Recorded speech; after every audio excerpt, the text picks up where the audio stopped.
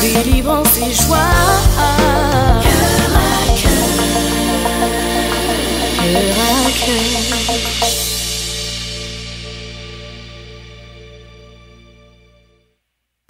Bonjour et bienvenue sur le plateau de Cœur à Cœur. Il nous fait plaisir d'être encore avec vous aujourd'hui. Nous parlons de sexualité, comment vivre sainement sa sexualité. Je reçois Fabienne d'Haïti qui est membre de l'Ordre des sexologues du Québec. Fabienne, bonjour et bienvenue sur le plateau de Cœur à Cœur. Est-ce que tu peux commencer par nous donner ton témoignage? Alors, qu'est-ce que je pourrais dire? Il y a Fabienne avant sa conversion, il y a Fabienne après sa conversion. Il y a 20 ans avant de connaître Chris, j'étais une jeune fille normale. Je faisais mes choses normalement, mais à l'intérieur de moi, il y a je me posais des questions. Ces questions, disons, j'avais un manque d'amour. Disons, je cherchais l'amour inconditionnel. Donc cet amour inconditionnel, donc je suis rentrée dans des relations amoureuses, disons, je pourrais dire monogamiques en série. Une relation à la suite de l'autre. Je commençais une relation, je me sentais pas comblée, mais pour un temps, on était brisé, on était blessé, on retombe dans une autre relation. À partir de toutes ces relations, il y a une relation, à un moment donné, tu es fatigué, tu es désillusionné, tu ne trouves pas nécessairement ce que tu cherches. Alors là, j'ai été comme sonnée dans ma tête, j'ai été ébranlée. Pour moi, c'était comme l'infidélité totale, quoique je l'avais déjà vécu, mais là, pour moi, c'était insupportable. C'est là vraiment que il y a une amie à l'université, justement, en sexologie, qui m'a invitée à l'église. C'était pas une religion, c'était juste d'aller à l'église. Puis qu'est-ce que j'ai aimé? La Fabienne qui est sortie de cette réunion, de cette église, n'était plus la Fabienne d'avant. J'étais comme waouh, j'étais légère. Je me rappelle quand je suis allée dans cette église-là, je comprenais rien du tout, mais j'avais senti le besoin de me vider émotionnellement. Je pleurais comme un enfant à chaudes larmes. Puis quand je suis ressortie, il y avait un fardeau qui est parti, puis j'étais vraiment émotionnellement remplie, comblée. Disons, j'avoue que la relation avec la personne que je vivais, c'est pas parti tout de suite, mais j'ai demandé à Dieu la force, le courage. Si regarde quelqu'un qui ne t'aime pas, qui sait qu'il t'aime pas, mais qui s'en fout quand même de toi, mais toi-même tu commences à comprendre que tu as de la valeur, tu vaux plus que ça. Alors vraiment au fur et à mesure, la relation, j'ai laissé tomber cette relation et entre autres, 20 ans après, dans l'espace de 20 ans, j'ai eu le temps de fonder un foyer. Dieu a mis un homme merveilleux sur mon chemin. J'ai eu un garçon merveilleux et cet homme a eu le temps, regarde, c'était son temps, il a eu le temps de partir, retrouver le Seigneur. Ça fait 4 ans. Et ce qui était merveilleux dans ces périodes de deuil, c'est que, waouh, j'ai dit, waouh, j'ai plus ce besoin d'être comblée dans une relation. Donc ça fait 4 ans, je suis célibataire avec un enfant, je vis seule avec mon enfant dans ma maison, dans mon propre chez moi. J'ai plus ce besoin de courir après quelqu'un ou d'aller chercher quelqu'un. Je ne cherche pas, je suis pas fermée à l'amour, mais je suis bien dans Dieu a comblé ce vide. Exactement. Ça, c'est merveilleux. Ouais. C'est merveilleux. Merci Fabienne. Ça me fait plaisir. Fabienne, aujourd'hui, tu es sexologue. Oui. Ça fait combien d'années? Disons, comme tantôt je parlais vraiment de l'époque, ça fait 20 ans que j'ai connu le Seigneur. Donc j'ai commencé dans les années 99, mais j'ai aussi le temps d'aller, j'ai pas fini mon bac dans les années 99, j'ai eu le temps d'aller étudier, avoir une formation en éducation à l'enfance. Donc, je suis revenue en force, vraiment pour bien cerner vraiment la sexologie. Donc, vraiment, comme il me manquait cette formation. Donc, depuis 2012, j'ai fini mon bac. Et je ne sais pas qu'est-ce que l'avenir me réserve, mais pour le moment, j'ai fini mon bac. Je donne des conférences Et c'est merveilleux. Je fais partie aussi de l'ordre des sexologues, l'ordre professionnel des sexologues du Québec. Donc, c'est ça. Donc, on peut dire que tu as de l'expérience, de la façon de dire, tu as beaucoup de renseignements à nous donner sur la sexualité. Donc, d'emblée, comment est-ce qu'on peut définir la sexualité? Parce qu'aujourd'hui, la sexualité, les gens peuvent la définir comme ils veulent, l'utiliser bien ou mal l'utiliser, mais est-ce qu'on peut avoir une définition de la sexualité? C'est quoi la sexualité? Peut-être que, regarde, peut-être que vous n'allez pas avoir une définition exacte de la sexualité, mais ce qu'on peut savoir, c'est que la sexualité, c'est un aspect central de l'être humain. C'est un aspect central, c'est un potentiel qui évolue dans chaque être humain à chaque stade de la vie, aussi bien qu'à l'enfance jusqu'à la vieillesse. Donc c'est un potentiel qui évolue au travers de notre corps. Donc c'est vraiment comme l'essentiel de ce qu'on devrait savoir. Et elle est vécue comment? Elle est vécue au travers de la pensée, elle est vécue au travers de l'imaginaire, elle est vécue au travers de comportements, au travers d'attitudes, au travers de nos valeurs. Donc c'est tout un ensemble. Elle est influencée par quoi? Par la dimension biologique. Qu'est-ce que c'est? Par notre santé globale en général. Donc, est-ce qu'on est en bonne santé ou est-ce qu'on n'est pas en bonne santé, tant extérieure que physique?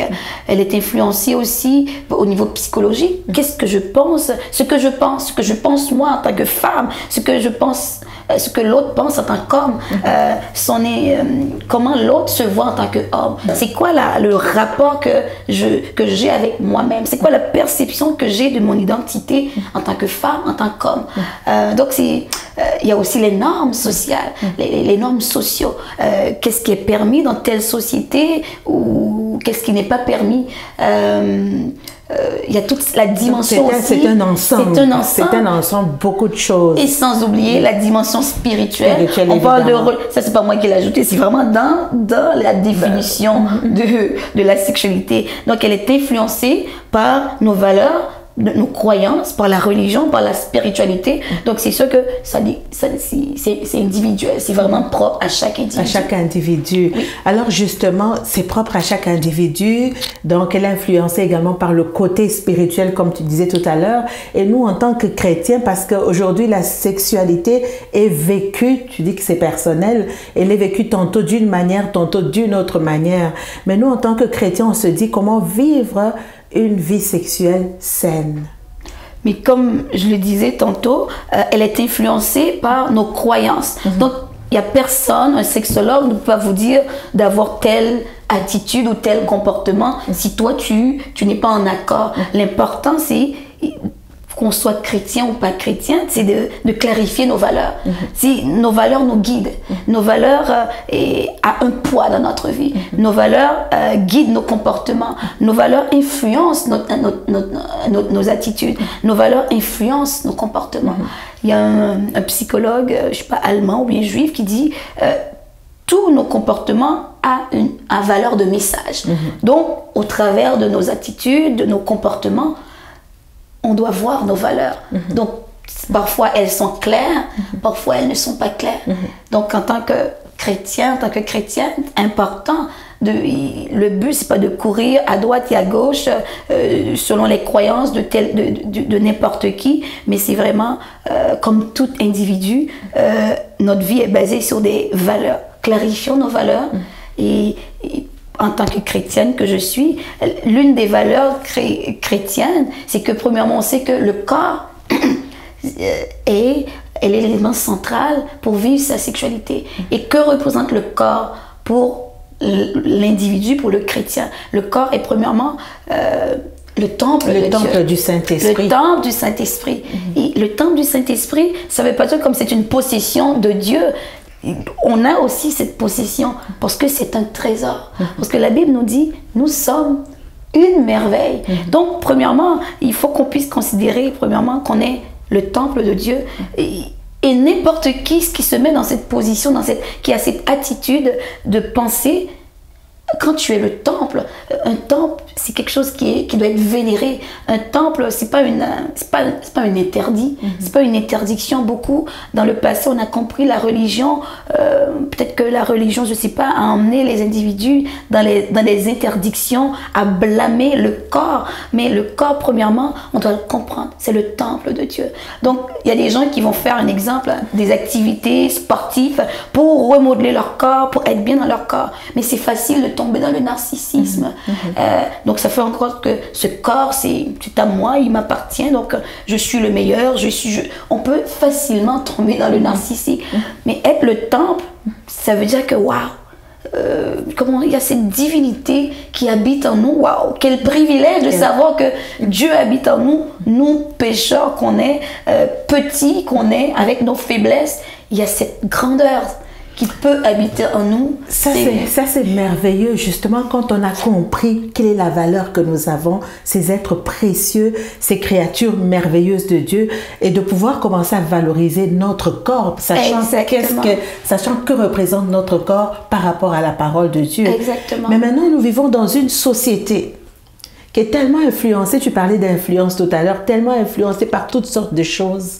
Aujourd'hui, on pourrait regarder les romans télévisés, et puis la sexualité, le corps, il y a une autre influence qui vient et qui dévalorise ce corps-là. Quelles sont ces influences? Il y a entre autres la télévision, il y a entre autres les publicités, par exemple. Qu'est-ce qui peut influencer la sexualité d'un homme? Mais tout ce qu'on regarde, je dis tout le temps que nous sommes influencés par nos 5 sens. Quand un enfant vient au monde, il comprend le monde au travers de ses 5 sens. Il apprend l'amour au travers de ses 5 sens. L'amour de ses parents, le toucher, le visuel.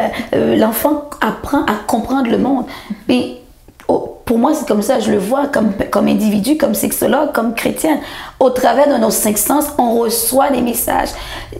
Souvent, soit qu'on n'est pas conscient, ou on se laisse tellement, on laisse trop souvent nos 5 sens influencés par n'importe quel courant. Donc, qu'on soit, les influences sont comme un genre de serpente très douce. Ça fait pas mal, mais tout d'un coup, une influence devient comme une puissance qui nous influence à tel point qu'on ne voit seulement que cette influence. Donc, c'est pour ça que la Bible nous dit, ne nous conformons pas au siècle présent. C'est pas pour comment je pourrais dire, pour nous enlever de nos convictions, pour nous empêcher d'être, mais justement, il y a une influence. Il y a une influence qui est là, qui se fait de façon sournoise. Tout ce qu'on regarde à la télé, les vidéoclips sont de plus en plus suggestives. Allez-y, si on nous présente la pornographie qui nous montre la sexualité, je pourrais même appeler une forme de sexualité la malbouffe sexuelle. La malbouffe sexuelle fait en sorte que les jeunes femmes peuvent se conformer à cet idéal de femme, parce que ça présente seulement un idéal de femme. Il n'y a pas de diversité. Comment je pourrais dire, il n'y a pas de diversité corporelle, ne serait-ce que dans les films, ne serait-ce que Hollywood, tout le monde veut avoir une image idéale. On veut rentrer dedans. Et autant pour les hommes, ça fait en sorte que les hommes voient ça, ça vient altérer leur rapport à l'autre dans la vraie réalité. Oui. Parce que ce qu'on voit à la télé, ou ne serait-ce que dans les vidéoclips, ce n'est pas une réalité. C'est pas la réalité de tous. Ce n'est pas représentatif de tous. La femme est vue comme une vulgaire chose. L'homme qui domine, qui a toujours le contrôle de lui, et la femme dans toutes ses ébats, qui est là, qui est ouvert à tout. Et nos enfants, nos jeunes filles qui regardent ça, ça devient une influence. Alors, et ça devient un modèle à suivre. Ça devient un modèle justement à suivre, et c'est là le danger. Le danger vraiment de voir que c'est ce modèle que je dois suivre, c'est normal. Mais non, c'est pas normal. Donc, on est chacun unique. On nous a appris de 0 à 12 ans que l'enfant est unique. Mais à un moment donné, à force de grandir, les normes sociales, les attentes sociales, on se perd dans les attentes. Mais à un moment donné, il faut qu'on s'arrête, qu'on soit conscient de cette influence, se dire, est-ce que c'est moi ça? Je suis unique, mais je n'ai pas à regarder à ce qu'on me présente, mais vraiment à aller chercher cette unicité en nous. La Bible nous dit qu'il nous a créés, que Dieu nous a créés à son image. Dieu ne nous a pas créés à l'image de notre mère, de notre père, de personne d'autre, mais à son image. Qui a vu Dieu? Personne. Mais en entretenant cette relation avec Dieu, mais Dieu, il est à l'intérieur de nous. Plus tu approches de Dieu, mais plus tu vas découvrir ta vraie image. Et cette image va pour moi c'est comme ça que je le vois, c'est comme ça que je le vis, va se développer, va évoluer au travers, que tu sois un enfant, un adolescent, que tu sois une adulte ou une personne âgée. Donc ton corps évolue. Donc, on n'a pas nécessairement à rentrer dans une moule qui fait en sorte qu'on se cherche, on se perd et ça devient difficile. Et pour revenir à ce que tu disais, toujours parlant d'influence, il y a ces influences négatives qui influencent notre sexualité, la sexualité. Tu parlais de films porno et toutes ces choses-là. Finalement, on aboutit à une conclusion et qui est assez claire, où une personne peut clairement réaliser si cette personne t'aime ou ne t'aime pas. Mais nous revenons d'abord à la première base, que pour nous, la sexualité, c'est dans le cadre du mariage. Mais si ce ne serait pas dans le cadre du mariage, déjà, on peut voir une différence entre quelqu'un qui a vraiment, qui t'aime vraiment et celui qui ne t'aime pas. Celui qui ne t'aime pas, il fait une activité sexuelle avec toi, et celui qui t'aime a une vraie relation avec toi. Est-ce que tu peux nous faire la différence entre relation sexuelle et activité sexuelle? Je ne sais pas comment tu peux Exactement. Reformuler la question peut-être. C'est une très bonne question. C'est souvent qu'on soit jeune ou adulte, peu importe dans l'étape où est-ce qu'on est rendu, on peut facilement confondre relation sexuelle et l'activité sexuelle. On peut même dire désir qui est une attraction et amour. Donc déjà même un exemple dans la relation sexuelle, ça dit relation. Avant sexualité, il y a la relation qui vient. Qu'est-ce qu'une relation? Ça relie deux personnes. Disons, en tant que chrétiens, nous avons une connaissance que peut-être que les gens spirituels, que les gens ne connaissent pas nécessairement. Oui, on est peut-être dans une activité sexuelle, on est relié physiquement, on est dans une activité physique. Mais dans une relation qui est fondamentalement profonde, on est relié émotionnellement. Ça veut dire que je te connais à l'endroit et à l'envers. C'est ça. Et la Bible, ça rejoint la Bible qui nous dit que une personne qui va avec une autre personne devienne une seule personne. Donc la sexualité, elle est spirituelle. Elle est spirituelle. Elle a des conséquences spirituelles. Elle a des conséquences spirituelles. Parce que quelqu'un, par exemple, les gens qui vivent, j'entends beaucoup de célibataires, tu vois, sur des forums de discussion, des jeunes femmes, des jeunes hommes, ils sont dans une relation, un exemple de one night stand avec quelqu'un, une relation d'un jour, mais ils s'attendent à ce que cette relation produise de l'intimité profonde.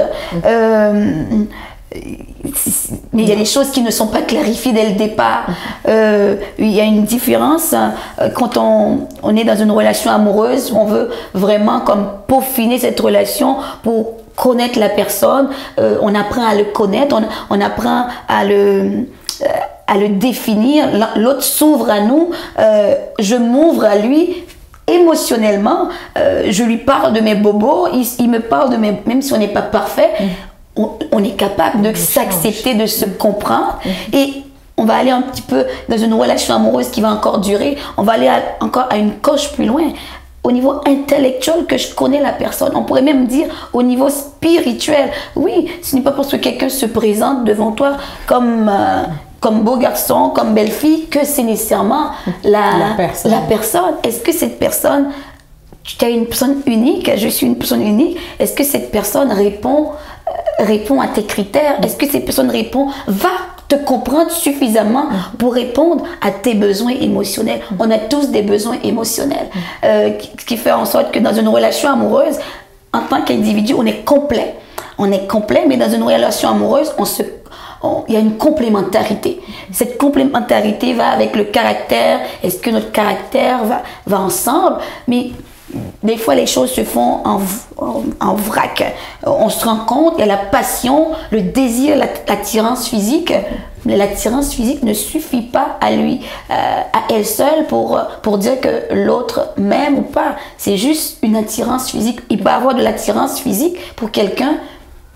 Ça, il ne faut pas se le cacher, c'est important. Comme chrétien, l'attirance physique pour quelqu'un, c'est pas un péché. Tu trouves la personne beau, tu trouves la personne belle. On peut apprécier. On peut apprécier la personne. Mais de là, se donner à la personne, on le connaît pas assez. Il n'y a pas d'engagement. Et tu vas voir comme il y a des psychologues qui se réunissent, qui ont mis des choses au point. La passion vient toujours avant. La passion, c'est normal. Et si tu n'es pas passionné pour la personne, si tu n'es pas attiré pour quelqu'un, il y a de fortes chances que... C'est le point de départ. C'est le point de départ. Mais le point de départ, c'est pas cette zone-là qu'il faut ausculter. Il faut aller au niveau émotionnel pour créer cette chimie, cette intimité personnelle avec la personne. Souvent, j'entends des femmes... Mais il ne veut pas me connaître. Mais ce n'est pas des choses que tu dois déclencher toi-même. Si la personne t'aime, après l'attirance physique, sans nécessairement aller dans les couches, d'aller coucher ensemble, si la personne t'aime, c'est la bonne personne, il va vouloir connaître plus sur toi. Et c'est dans cette... Avant d'arriver à cette relation sexuelle. Oui. Parce que il y a l'attirance, oui, tu m'attires, mais là, c'est comme il y a un engouement. J'ai envie de te connaître encore plus, pour aller te connaître émotionnellement. Après cette étape, il y a aussi, je le connais à l'envers ou à l'endroit, mais je veux le connaître encore plus. Je veux qu'il soit mien. Je veux qu'elle soit mienne. Je veux m'engager avec. Voilà. Là, je vais m'engager. Ça aboutit à l'engagement. Oui. Mais si on passe, et c'est ce que la Bible... Mais aujourd'hui, c'est l'inverse. On commence par la relation sexuelle et puis on essaie de se découvrir après et ça fait toutes sortes de dégâts. Ça fait toutes sortes de dégâts. Même des personnes qui peuvent devenir mari et femme. Comment je pourrais dire, la passion, le désir, l'attraction physique font en sorte que je ne vois juste la personne dans ses beaux jours et je ne le connais pas personnellement. J'ai pas pris le temps de poser les bonnes questions. J'ai pas pris le temps de calculer vraiment est-ce que cette personne, parce que oui, Dieu va te faire des révélations, mais c'est important. Là, c'est un piège. Dieu m'a révélé. Dieu m'a révélé, mais est-ce que tu connais la personne? Est-ce que Dieu a révélé à l'autre? Il faut que dans la relation, on apprend à se connaître.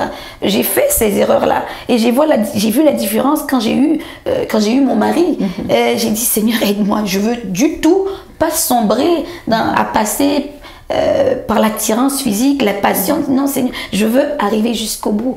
Parce que une relation amoureuse basée sur la passion, on sait que la passion elle va diminuer. C'est pas mauvais, c'est quelque chose qui est naturel, mais elle va finir par diminuer. Elle va prendre un autre détour dans la relation amoureuse, même en étant mariée. Mais une relation amoureuse, elle est basée sur l'intimité profonde, l'amitié, l'engagement qu'on a avec une personne et non pas sur la passion.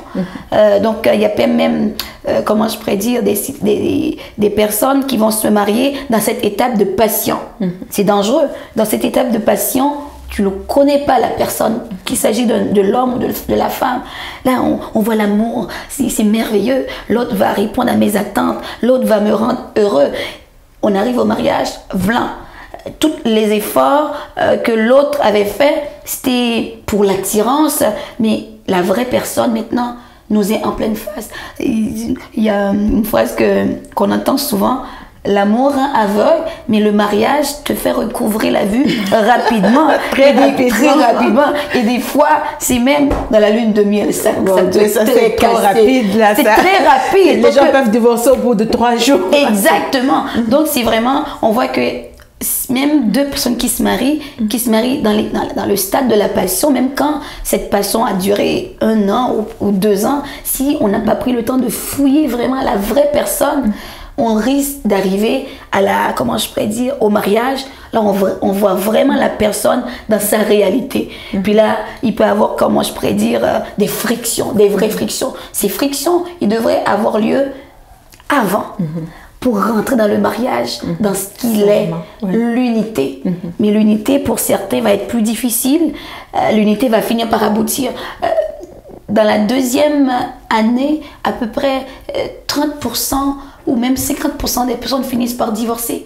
Parce qu'ils, finalement, c'est comme s'ils se sont mariés avec l'amour parfait, mais pas avec la vraie personne. Exactement. Et 30% des personnes, des fois, vont finir, ils voient la personne, mais étant donné qu'ils se sont mariés, ils n'ont pas eu le choix, mais ils restent. Mais dans une relation tout à fait déséquilibrée. Ils restent à cause des enfants. Ils restent et ils vont sombrer dans autre chose. Ils vont utiliser comment je pourrais dire, le travail ou autre chose pour pallier à ça. Donc, ce n'est pas une vraie relation, même quand ils sont mariés. Et 20% des personnes qui se rendent vraiment compte que, ok, c'est la vraie personne, ok, il me connaît, elle me connaît, qu'est-ce qu'on fait? On va aller à une autre étape, on va s'engager, on va aller à une autre étape. C'est là que la relation commence vraiment. Je peux considérer que l'étape avant, c'est peut-être les fiançailles, ou bien c'est peut-être l'amitié, c'est peut-être cette étape avant d'aboutir à l'engagement. Fabienne, en tant que sexologue, déjà tu as commencé à en parler parce que tu as déjà donné des contre-indications. Donc, pourquoi est-ce qu'aujourd'hui, ceux qui nous écoutent et puis qui disent pourquoi je ne pourrais pas avoir des relations sexuelles avant le mariage, mais pourquoi pas, mais où est la différence, mais on s'aime, pourquoi est-ce qu'on recommande les relations sexuelles dans le cadre du mariage? Est-ce qu'il y a des inconvénients de le faire en dehors du cadre du mariage? Quand je dis en tant que sexologue, on enlève la chrétienté avec... Regarde, je n'ai pas imposé mes valeurs à personne. Donc, chaque individu, il va avec ses propres valeurs. Mais dans le cadre, quand on est chrétien, il y a une connaissance avancée que le chrétien a. C'est une connaissance merveilleuse qu'on ne doit pas le voir de façon négative. Parce que Dieu, quand on fait quelque chose, Dieu nous prévient d'avance du pourquoi, du comment. Satan, quand il nous fait faire des choses, on s'embarque juste dans le à peu près des choses en surface. Mais la sexualité n'est pas juste physique. Oui, la sexualité, avoir des relations sexuelles avec quelqu'un, il y a des conséquences physiques. Les conséquences physiques, premièrement, il peut y avoir des grossesses non désirées, des ITSS, des infections. Les ITS, ce sont les maladies, les infections transmissibles sexuellement. Exactement, il peut y avoir des infections. Et parmi ces infections, chez les jeunes de 15 à 29 ans, les plus courantes, c'est la chlamydia et la gonorrhée qui sont responsables de l'infertilité. Des fois, comme chrétien, on va se dire, Dieu va me guérir, mais il ne faut pas quand même jouer avec les choses. Mis à part de cela, émotion, on va plus loin émotionnel. On a toujours une attente dans une relation, à moins que vraiment on se dit, on a été blessé, puis là on dit, on va passer d'homme en homme, femme en femme, pour faire du mal à... Mais la plupart du temps, lorsqu'on rentre dans une relation, c'est pour avoir quelque chose. Mais souvent, on pense donner son corps, ça va nous donner de l'amour. Non, c'est deux choses complètement différentes. Parce qu'au niveau émotionnel, on a des attentes. L'autre va m'aimer tel que je suis. L'autre va m'apprécier. Mais, s'il y a une rupture, avec la rupture vient les blessures émotionnelles. Avec la rupture vient des fois la vengeance. La vengeance. Moi, dans mon passé, quand moi-même j'ai eu cette trahison, je voulais me venger. Je n'avais pas Dieu dans ma vie. Je voulais me venger. J'ai dit, l'autre, je ne vais pas le tuer. J'ai dit, ça je sais, même quand je n'étais pas chrétienne, je dis que je ne vais pas avoir son sang. Comment aurais-tu te venger? Non, vraiment, je voulais me venger tellement, je voulais sombrer dans la magie, tu imagines?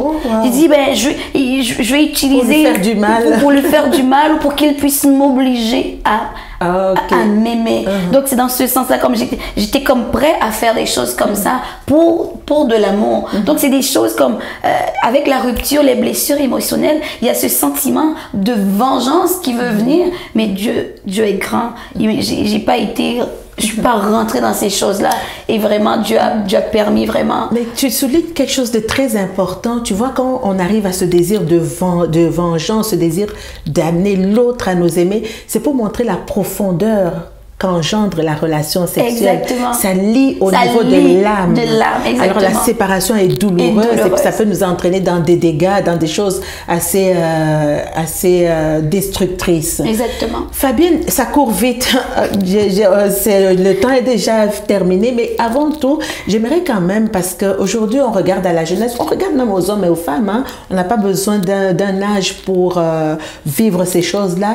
Les gens qui ne sont pas mariés, les jeunes, et puis ils se disent, oui, j'ai des pensées qui me viennent, je suis tentée à faire ceci ou à faire cela. Est-ce que tu as des trucs qu'on peut donner aux personnes qui n'arrivent pas à surmonter des désirs sexuels et puis ils sombrent dans des relations hors mariage? Quels sont les trucs, les moyens que tu peux donner pour justement ne pas sombrer, ne pas donc céder aux tentations sexuelles? Ok. Justement, ce que je dis souvent, c'est que le désir sexuel, c'est tout à fait normal.